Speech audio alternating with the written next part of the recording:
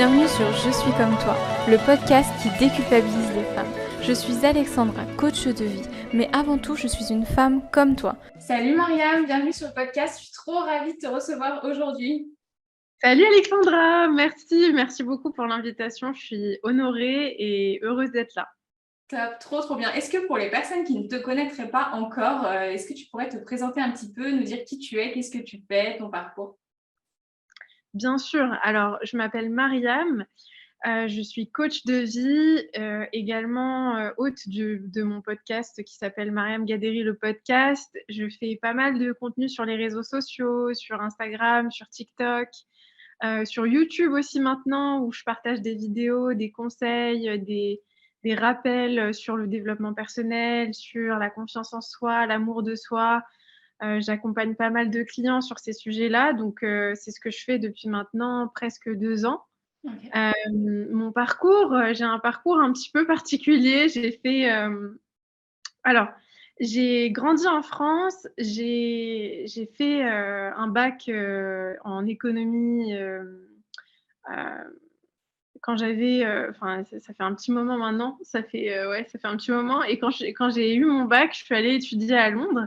Donc j'ai fait mes études à Londres en économie et business, dans une université qui s'appelle, UCL, je ne sais pas si vous connaîtrez, mais en tout cas, voilà, j'ai fait mes études là-bas et ensuite après mes études, j'ai décidé que je voulais commencer tout de suite à travailler donc j'ai fait un bachelor et à mes 21 ans, j'étais trop pressée de travailler donc je me suis dit, alors vraiment, pour le coup, je pense que c'est la mentalité un peu anglophone qui a déteint sur moi parce que si j'étais restée en France, j'aurais peut-être été dans un autre mindset où je me serais dit non, il faut que je fasse de longues études, etc.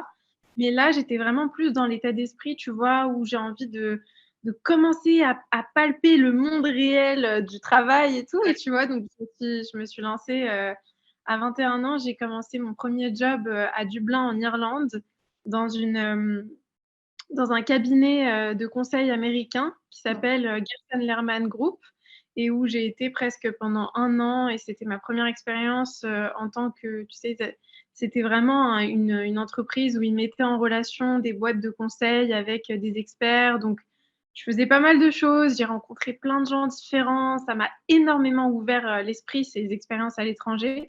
Je pense que je ne serais pas la personne que je suis aujourd'hui si j'avais pas vécu ces expériences-là ou si c'était vraiment incroyable et malheureusement dans ce job, je m'épanouissais plus du tout. Alors humainement, c'était incroyable, j'ai jamais été aussi épanouie, mais professionnellement, je m'épanouissais plus et donc j'ai décidé de rentrer. En rentrant en France, à Paris, je me suis lancée dans différentes expériences, dans des startups, dans des cabinets de conseil et ensuite, j'ai fini par, avoir un poste en tant que Chief Happiness Officer dans une grande boîte dans la tech. Okay. Et, et en fait, je suis restée là-bas pratiquement 1 an et demi, 2 ans, je crois. Et puis à un moment donné, je suis arrivée en burn-out, en gros mal-être total dans cette expérience et je me suis dit, bah écoute, là, tu as 25 ans, il est temps que tu te lances parce que j'ai toujours voulu entreprendre, j'ai toujours voulu me lancer, mais je pense qu'on y reviendra, je t'expliquerai un peu plus. Mais c'est vrai qu'à ce moment-là, je me suis dit, bah, c'est maintenant ou jamais. Tu as 25 ans, arrête de te trouver des excuses. Donc, je me suis un peu lancée dans l'inconnu. Et puis, progressivement, j'ai développé mon activité de coaching, ma présence sur les réseaux sociaux. Et donc, les choses, elles ont pris forme petit à petit comme ça depuis 2 ans. Trop bien. Et du coup, est-ce que tu peux nous dire un petit peu, c'était quoi ton rôle en tant que Chief Happiness Officer? Oui, bien sûr. Alors, tu sais, en fait, c'est vraiment très américain comme poste. Ça commence à se démocratiser un peu en France. On voit de plus en plus de rôles de ce type-là. En fait, un Chief Happiness Officer, c'est quelqu'un qui s'occupe du bien-être des employés. C'est quelqu'un qui, moi, dans mon poste à moi, j'avais différentes responsabilités. Il fallait que je m'occupe d'animer les équipes, tout ce qui était événements, team building, créer une culture d'entreprise. Je m'occupais entièrement aussi du recrutement, donc j'ai vraiment beaucoup perfectionné ma compétence en tant que recruteuse. Je m'occupais de vraiment, je faisais passer 3, 4, parfois 5, 6 entretiens par jour. Donc j'avais vraiment plein de responsabilités comme ça. Je m'occupais aussi de coacher les managers, D'avoir un suivi avec les managers, avec les équipes, m'assurer qu'il y ait pas de conflits. S'il y avait des conflits, c'était moi qui gérais. Enfin, j'avais Ouais. vraiment pas mal de responsabilités et c'était ce que je voulais, en fait, finalement, tu vois? Ok, top, ça a l'air hyper intéressant comme poste et du coup, ça t'a mis déjà un premier pied dans la relation, dans le contact avec les autres et tout. Ça devait être hyper riche.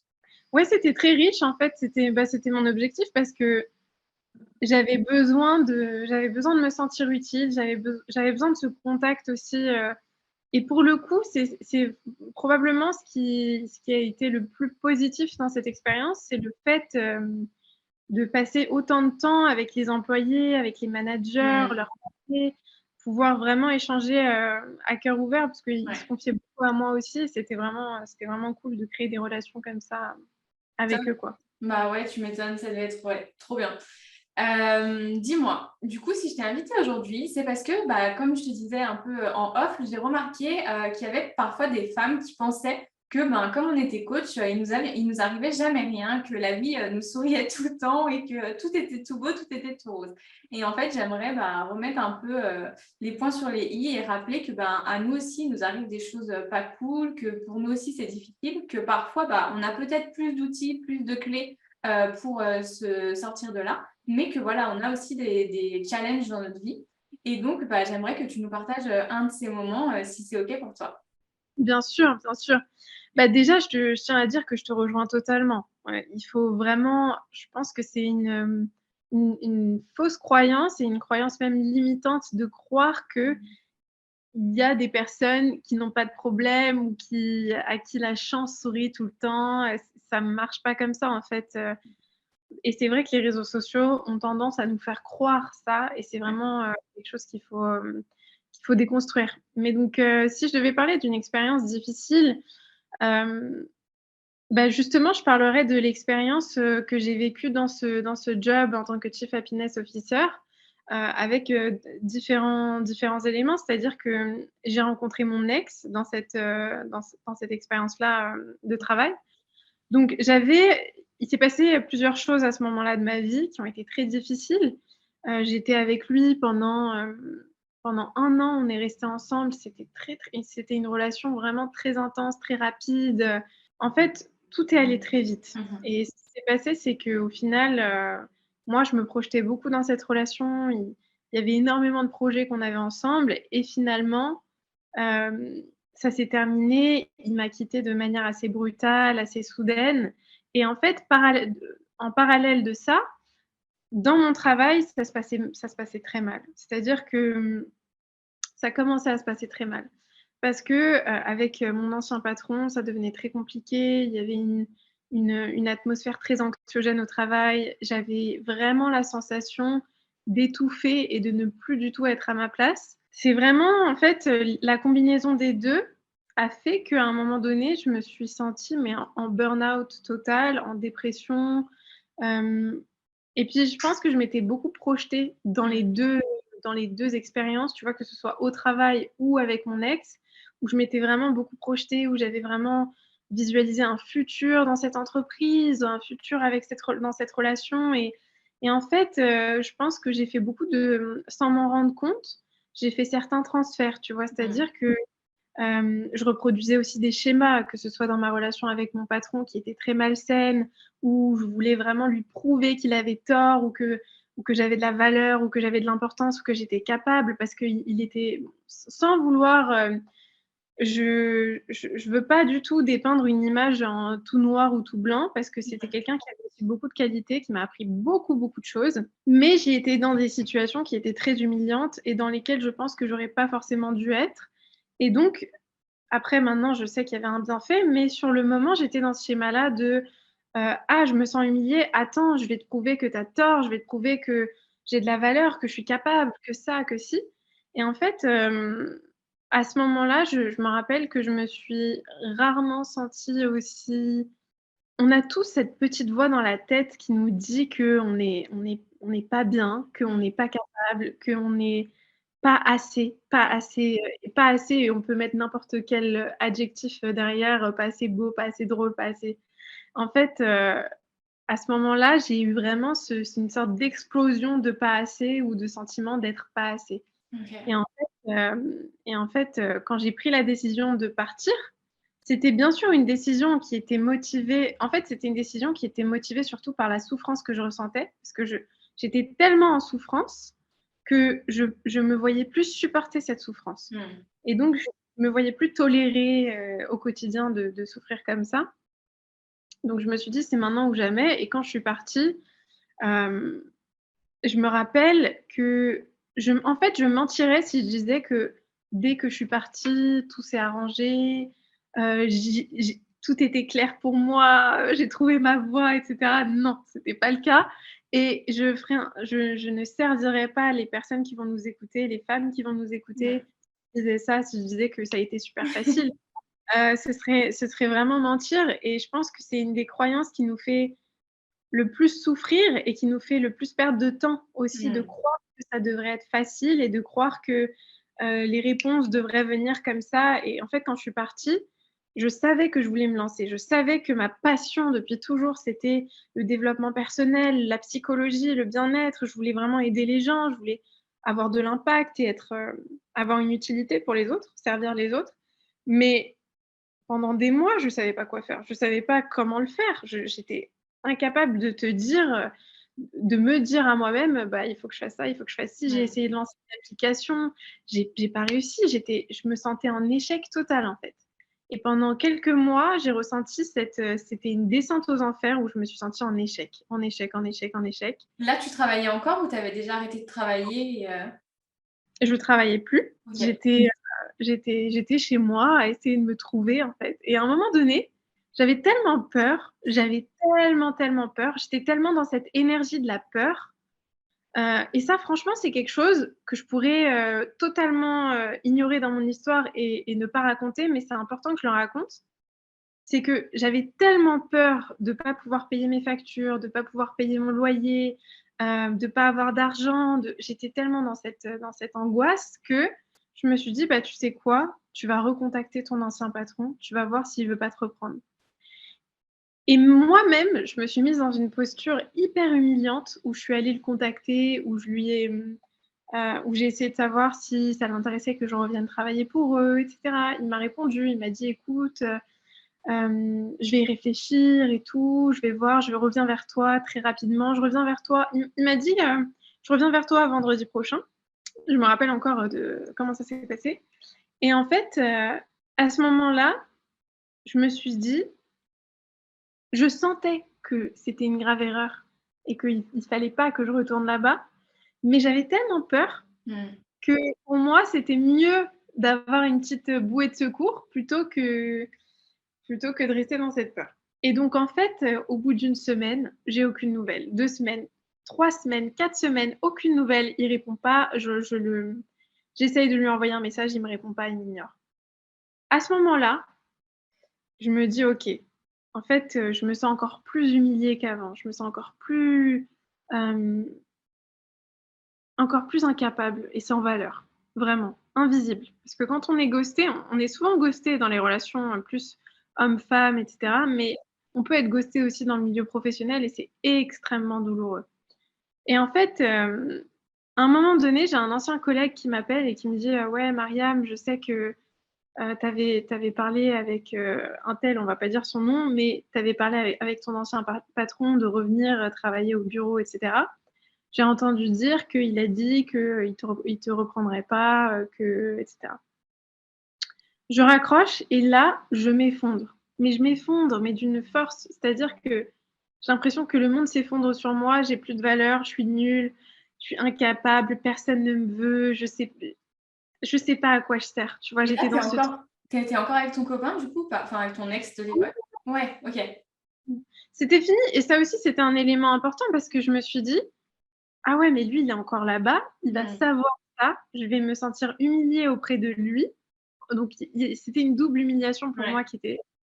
Et en fait, c'est très bizarre parce que je me rappellerai toujours qu'à ce moment-là, quand je me suis écroulée dans ma cuisine, j'ai jamais pleuré comme ça, en fait. J'étais vraiment dans un état où je me sentais, mais vraiment, il y avait rien qui pouvait me consoler, en fait. Parce que c'était pas juste cet événement, c'était ce que ça représentait pour moi. C'était vraiment. Et en même temps, très bizarrement, j'ai eu, dans toute cette souffrance que j'ai ressentie à ce moment-là, j'ai eu aussi une sorte d'intuition, une sorte de voix qui m'a dit: «T'inquiète pas, un jour, tu seras tellement reconnaissante qu'il ait pas voulu te reprendre. Mmh. T'inquiète pas, un jour, tu seras tellement reconnaissante qu'il ait pas voulu te reprendre». Et c'était trop bizarre parce que cette voix, elle était tellement forte et tellement, c'est une certitude, en fait. Ouais. Et et petit à petit, en fait, progressivement, j'étais tellement, en fait, c'est comme si j'avais touché le fond. Et en fait, ce qui est génial quand on touche le fond, c'est qu'on peut pas aller plus bas, tu vois? Tu peux juste remonter, et c'est ce que j'ai fait, et petit à petit, j'ai lâché prise. J'ai lâché prise et je me suis dit: «Tu vas te trouver, à un moment donné, tu vas te Mmh. trouver». Et petit à petit, en parlant aux autres, en essayant de savoir ce dans quoi j'étais forte, je me suis rendu compte que naturellement, je coachais les gens sans m'en rendre compte depuis toujours, en fait. Depuis que Ouais. j'étais toute petite, je faisais ça. Est-ce que tu peux juste nous dire, chez toi, comment ça se manifestait quand tu nous parles de souffrance? Cette souffrance tellement forte, ça se manifestait comment chez toi? Franchement, déjà, c'était une douleur physique avant tout. C'était une douleur dans tout le corps où j'avais la sensation de plus avoir d'énergie, la sensation de, comme si je devais le donner une image, c'est comme si j'avais une encre accrochée à mon corps qui me tirait vers le bas, OK. et qui me tirait et et j'avais plus la force de remonter et de résister à cette souffrance, en fait. Mmh. C'était vraiment, comment ça se manifestait par des pensées horribles, par, des pensées mais atroces sur moi-même. Une volonté de m'isoler, une volonté de parler à personne, une honte. J'avais honte de moi, en fait. C'était le sentiment qui revenait le plus, c'était la honte. La honte de ce que j'étais, la honte de ma personne, de tout, en fait. Mmh. Est-ce qu'il y avait des personnes vers qui tu te sentais plus honteuse que d'autres ou c'était en général?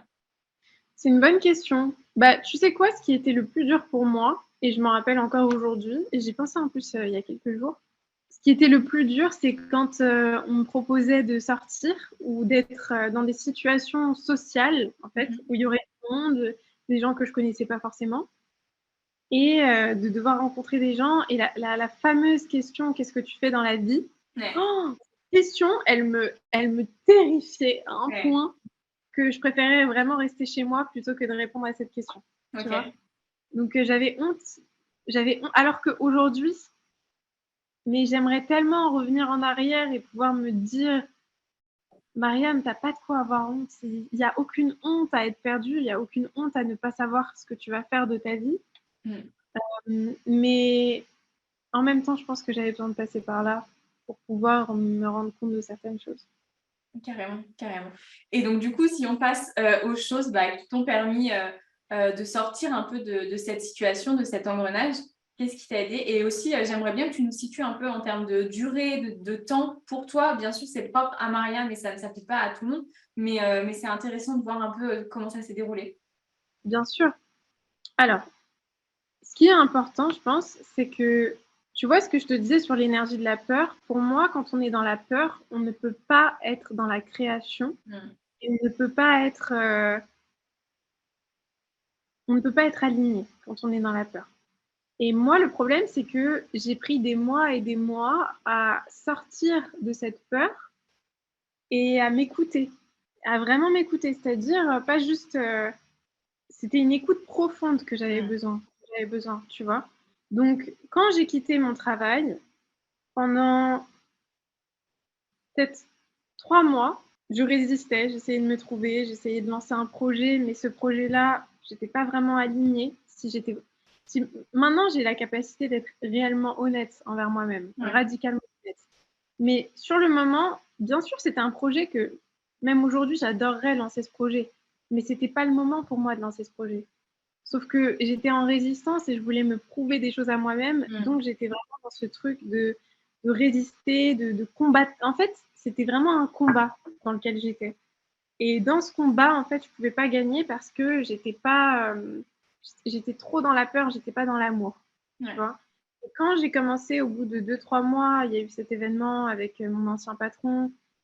À partir de ce moment-là, j'ai petit à petit lâché prise parce que, encore une fois, et ça c'est quelque chose que je dis souvent, quand la souffrance est trop intense, on n'a pas d'autre choix que de lâcher prise à un moment donné. Tu peux plus lutter en fait. Et ce que j'ai fait, c'est que je me suis dit, accepte. Ce qui m'a beaucoup aidé, c'est de me dire, accepte que tu es perdu, accepte que tu ne sais pas, accepte que là, tout de suite, tu n'as pas les réponses. Et moi, je pense que mon plus gros problème, c'est que j'ai tellement toujours été dans le contrôle, dans le besoin de contrôler, dans le besoin d'anticiper, de calculer, de savoir, de visualiser, de comprendre, de tout connaître, etc. Et c'est une illusion, on ne peut pas tout contrôler, on ne peut pas tout savoir, on ne peut pas anticiper. Mais j'ai toujours été tellement dans ce contrôle-là que là, c'était très dur pour moi de ne pas avoir le contrôle, de ne pas savoir ce qui allait m'arriver. Et en même temps, je pense que c'est la meilleure chose. C'est l'épreuve la plus utile, la plus bénéfique dans laquelle je me suis embarquée, je pense. Donc c'est vraiment ça, c'est accepter ce qu'on ressent, accepter pleinement notre situation, arrêter de résister et commencer à s'écouter, écouter la voix en nous, qu'est-ce qu'elle nous dit. Parce que moi, à un moment donné, je me suis posée et j'étais tellement dans ce lâcher-prise à ce moment-là, j'ai entendu cette voix me dire mets-toi sur TikTok, commence sur TikTok, fais des vidéos sur TikTok. Sur TikTok, ça va marcher. Et je ne peux pas expliquer pourquoi j'avais aucune intention de faire des vidéos avant, j'avais aucune... Mais cette voix, elle était tellement forte, c'était comme la voix qui m'a dit, tu verras, un jour tu seras reconnaissante si tu n'es pas repris. Donc en fait, je ne pouvais pas entendre ma voix, je ne pouvais pas l'entendre parce que j'étais tellement dans la peur. Mais quand on se déconnecte de cette peur, quand il y a un lâcher-prise, on peut entendre notre voix. Je pense qu'on peut vraiment entendre la voix de notre intuition beaucoup plus fort. Est-ce que tu as un conseil pour les personnes qui nous écouteraient et qui diraient « Ouais, mais Mariam, c'est facile à dire de lâcher prise, on fait comment pour lâcher prise ?» Le lâcher-prise, c'est justement, c'est arrêter de résister, c'est arrêter de vouloir contrôler. En fait, le lâcher-prise, c'est quoi? Tu t'accroches. En fait, c'est comme si tu t'accrochais à quelque chose, tu cherches à contrôler, à tenir dans tes mains quelque chose, te blesse, ça ne t'apporte rien en fait. Le lâcher-prise, c'est juste arrêter de résister et accepter, accueillir pleinement ta réalité, ton moment présent, ce que tu ressens, et ne pas en faire une lutte. Quand tu arrêtes d'en faire une lutte, toutes les réponses, elles viennent à toi. Okay. Moi, c'est ce que je... Après, c'est pas... Il n'y a pas de recette précise, en fait. C'est vraiment juste un travail intérieur de s'asseoir avec soi, de changer ses pensées, de s'autoriser à respirer pleinement dans la douleur, dans le sentiment qu'on a, dans la frustration, dans la colère. Et je pense que c'est ce qui nous aide, en fait, tu vois. Et moi, il y a un truc qui m'aide pas mal aussi par rapport à ça dans le lâcher-prise, c'est vraiment l'écriture. Moi, c'est ce qui me permet de déconnecter de tout, en fait, et d'écrire tout ce que je pense, même si c'est hyper négatif. Et des fois, j'écris des choses horribles, mais au moins, c'est plus dans ma tête et j'en prends conscience. En plus, je conscientise tout ça et je trouve que c'est hyper riche et ça te permet vraiment de lâcher prise. Et puis, en plus, le geste de tu fermes ton cahier ou tu déchires ta feuille, ça apporte un certain sentiment de satisfaction. C'est pas miraculeux, bien sûr, mais ça soulage sur le moment, en tout cas. Je suis d'accord avec toi. Moi, je trouve que l'écriture, c'est... En fait, c'est un outil tellement sous-estimé, alors que c'est vraiment tellement important et ça nous aide énormément. Symboliquement, tu mets sur le papier ce qui est à l'intérieur de toi et ça, c'est incroyable. Ouais. Et du coup, donc, tu as lâché prise. Et après, qu'est-ce qui t'a permis de continuer à remonter la pente, d'avancer et de devenir qui t'es aujourd'hui, finalement? Tu sais quoi, ce qui m'a beaucoup aidée aussi, c'est que je me suis fixé des objectifs. Je me rappelle que j'ai commencé à... j'ai imprimé 3 feuilles. La première feuille, sur la première feuille, j'ai écrit tous mes objectifs sur 1 an, mais je les ai écrits comme... je faisais tout ça en anglais, mais ce que j'ai écrit, c'est d'ici septembre 2022, par exemple, d'ici septembre 2022, j'aurai, je ferai, je serai. Et en fait, j'ai tout écrit comme ça, avec beaucoup de précision, tu vois. J'aurai un tel nombre d'abonnés. J'aurai une telle somme sur mon compte en banque. je serai en paix avec moi-même. Je serai ça. En fait, j'ai noté vraiment tous mes objectifs sur un an. Ensuite, deuxième feuille, j'ai imprimé. Alors ça, c'est vraiment quelque chose. C'est une formule en fait que j'ai trouvée dans un livre que j'adore, qui est Réfléchissez et devenez riche de Napoléon Hill. Alors, beaucoup de gens vont entendre ce titre et se dire oui, mais c'est pas forcément un livre uniquement basé sur l'argent, c'est vraiment plus un livre de développement personnel, de confiance en soi. Et donc, il y a une formule là-dedans, dans ce livre de confiance en soi que j'ai adoré, que j'ai imprimé. Et sur la troisième feuille, j'avais toutes mes affirmations et tous les jours, tous les matins, tous les soirs, je lisais ces 3 feuilles à voix haute et je me les répétais plusieurs fois comme ça. Ça m'a beaucoup aidée. Pourquoi? Parce que ça m'a donné une vision claire de là où je voulais aller.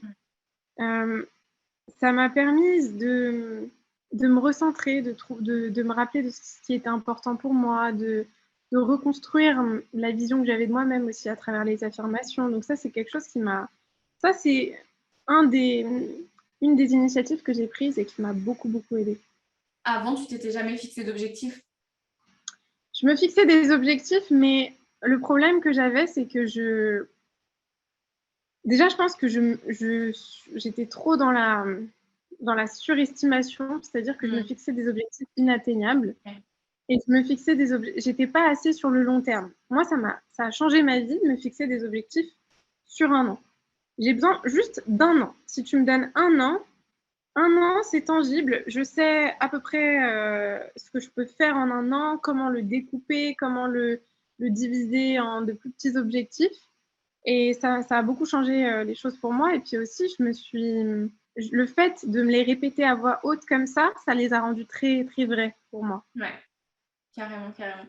Et il y a beaucoup de personnes qui disent que les affirmations positives, oui, bof, quoi. C'est pas forcément hyper pertinent. Moi, je partage ton point de vue. Pour moi, c'est quelque chose qui est hyper important. Bien sûr, comme l'écriture, c'est pas un miracle, c'est seulement un outil en plus. Mais comme tu disais tout à l'heure que tu te projetais, que tu visualisais vachement dans cette situation négative au travail, dans ta relation, tout ça, l'affirmation positive, ça va venir te permettre de te projeter, de visualiser, mais quelque chose de beaucoup plus bénéfique et de beaucoup plus joyeux. Et ça va te permettre d'aller vers quelque chose de plus beau finalement. Totalement. Franchement, alors c'est vrai qu'il y a plein de gens qui... Il y a différents avis là-dessus. Ouais. C'est un peu... Mais moi, ce que je trouve, c'est que, bien sûr, c'est clair et net que tu vas pas prendre confiance en toi ou devenir quelqu'un d'autre en t'asseyant sur ton canapé et en te répétant des affirmations. Mais ça reste un outil extraordinaire si tu le combines avec une prise d'action. Tu peux pas changer ta réalité, ta vision de toi-même, ta relation à toi dans l'inaction, c'est une certitude. Mais quand tu combines les deux, l'action et la pensée, c'est incroyable ce que tu peux faire. Ouais, totalement d'accord avec toi. Du coup, lâcher prise, tes 3 feuilles. Est-ce qu'il y a autre chose que tu as fait et qui t'a permis de sortir de tout ça? Alors, très honnêtement, je pense que le fait de faire des vidéos, ça m'a beaucoup aidée. Ça m'a beaucoup aidée parce que j'étais quelqu'un de très perfectionniste et ça me pourrissait la vie à plein de niveaux parce que j'étais persuadée, je me faisais souffrir à chaque fois que je faisais pas les choses parfaitement ou que j'étais incapable de prendre des actions imparfaites. Enfin, je dis ça, mais je le faisais quand même, tu vois. Mais je préférais ne pas agir que d'imaginer la possibilité d'agir imparfaitement. Et en fait, le fait de faire des vidéos, le fait de me connecter à des personnes sur Internet qui vivaient la même chose que moi ou qui avaient de la bienveillance, qui avaient de la compassion, le fait de m'exposer, de me montrer telle que j'étais imparfaitement et de répéter cette exposition tous les jours, ça m'a beaucoup aidée parce que ça m'a permis de me montrer à moi-même qu'en fait, il n'y a pas de quoi avoir peur. Et que de toute façon, on n'est jamais seul à vivre ce qu'on vit. Et je pense que les vidéos, c'est vrai que ça m'a beaucoup aidée dans ce chemin. Je ne sais pas si je me serais autant libérée sans ça, peut-être, de d'autres manières, tu vois. Il y a tellement de manières de se libérer. Il y a des choses encore aujourd'hui que j'ai trop envie de faire, comme prendre des cours de danse ou faire de l'impro ou faire des trucs qui me sortent de ma zone de confort, parce que je pense vraiment que quand on sort de notre zone de confort, quand on va affronter nos peurs, on se révèle, on se trouve, on prend confiance en nous de manière phénoménale. Et je pense que rester caché, se cacher de soi, se cacher aux autres, ça ne nous aide pas, je pense. Ah, mais je suis totalement d'accord avec toi et je m'en suis rendu compte parce qu'il y a quelques mois, on est parti en voyage et en Oui. fait, je voulais pas trop le faire parce que je me suis dit, attends, il faut d'abord que j'ai confiance en moi avant de le faire. Et en fait, quand je Mmh. suis partie, j'ai fait plein de trucs que j'aurais jamais fait et je me suis rendu compte que bah, en passant à l'action, en sortant de ta zone de confort, et bah, ta confiance en toi, elle explosait, quoi. C'était incroyable. Et C'est c'est ça. là que j'ai décidé de lancer mon podcast, tu vois, alors qu'avant, je n'avais même pas eu cette idée, quoi. Et je trouve que, comme tu dis, sortir de la zone de confort, passer à l'action, ça fait gagner en confiance en soi. C'est le meilleur des outils, en fait. C'est le meilleur des outils. Tu as tout dit. En fait, c'est c'est ce qui est le plus efficace. On cherche d'autres choses, on cherche d'autres raccourcis, mais en fait, si tu veux avancer, si tu veux t'épanouir, si tu veux étendre ton champ des possibles, il faut que tu puisses sortir de ta zone de confort et aller là où tu n'as pas envie d'aller, enfin, là où ça te fait peur plutôt. Ouais. J'ai lu une citation l'autre jour, je ne sais plus qui c'est qui disait, enfin, je ne sais plus qui la disait, mais c'était si tu as peur d'y aller, c'est que c'est là que tu dois aller.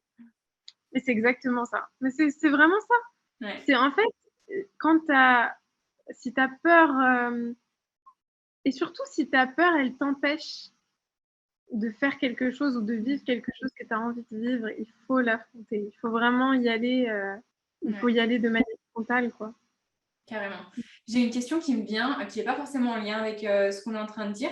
Euh, est-ce que pendant tout ce travail, tout ce cheminement, tu nous as beaucoup parlé de peur. Est-ce que tu t'es rendu compte que tu avais des croyances qui étaient très limitantes pour toi? Ah oui, bien sûr, j'en avais plein. Ouais. J'en ai encore aujourd'hui des croyances limitantes, hein. Je travaille encore dessus et c'est important de le dire aussi parce que, mais à l'époque, mes croyances limitantes, c'était, je vais t'en dire quelques-unes. Ouais. Je suis une femme. En fait, je pense que le fait d'être une femme et peut-être que je sais pas si c'est lié à la manière dont j'ai grandi, mais j'étais persuadée que moi, j'étais pas capable de lancer mon business, que j'étais pas capable d'entreprendre, que ça c'était pour les autres, Mhm.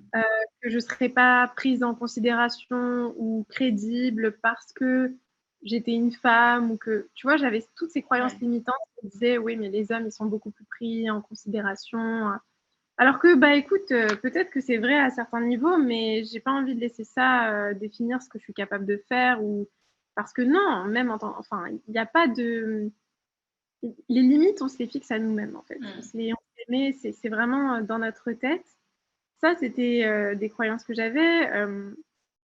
Je suis pas capable d'être constante. Ça, c'était une de mes croyances les plus limitantes. C'était Ok. incapable d'être constante.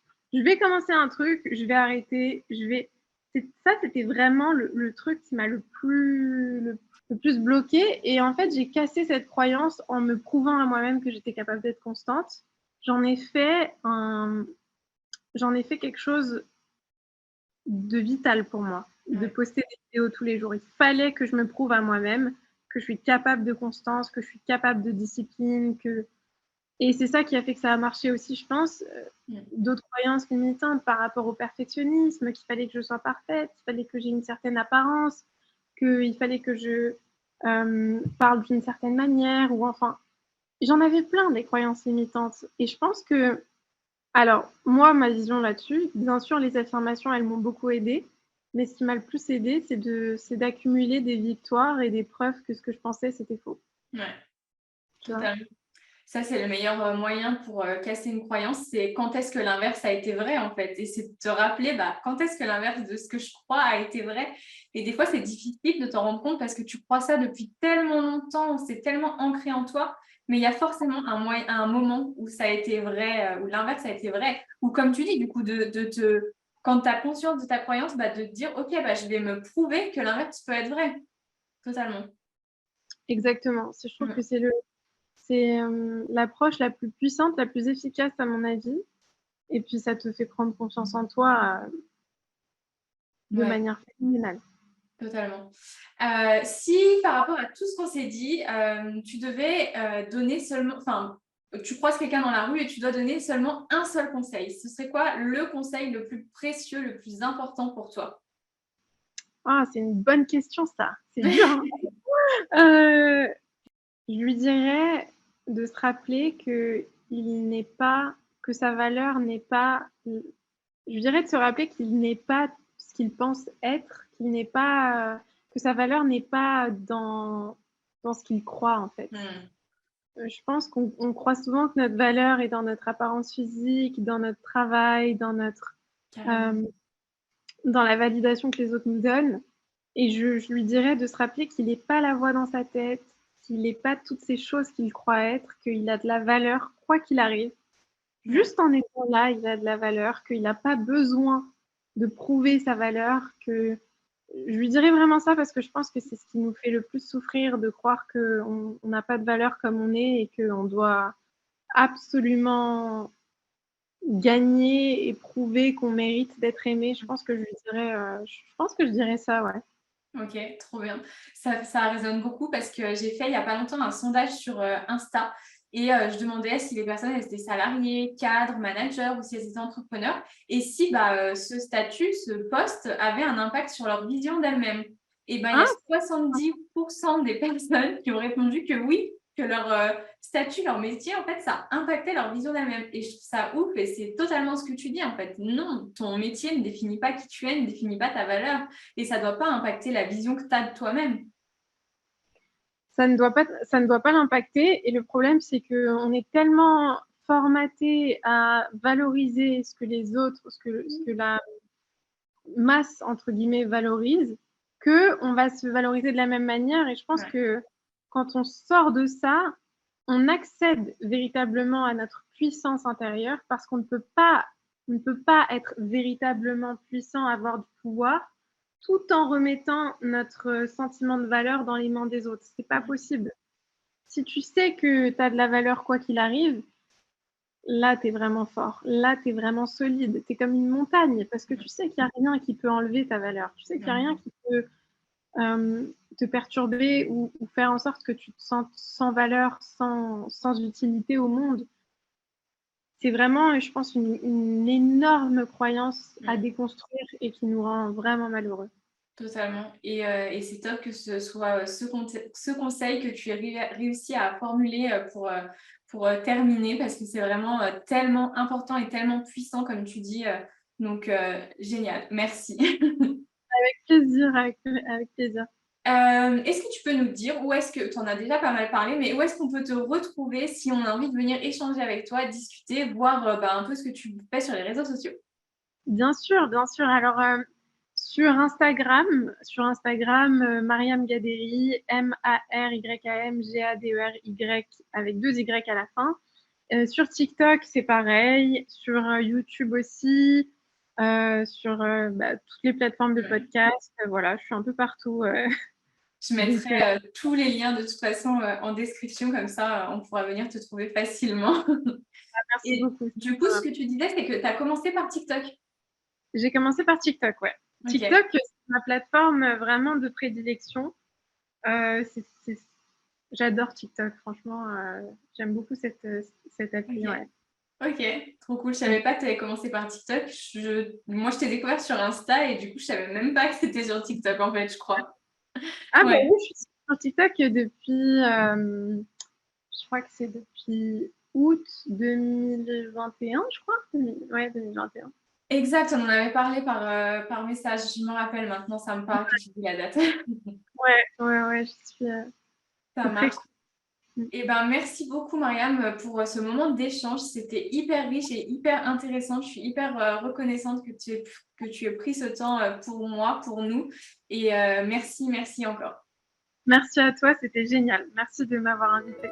Merci. Merci.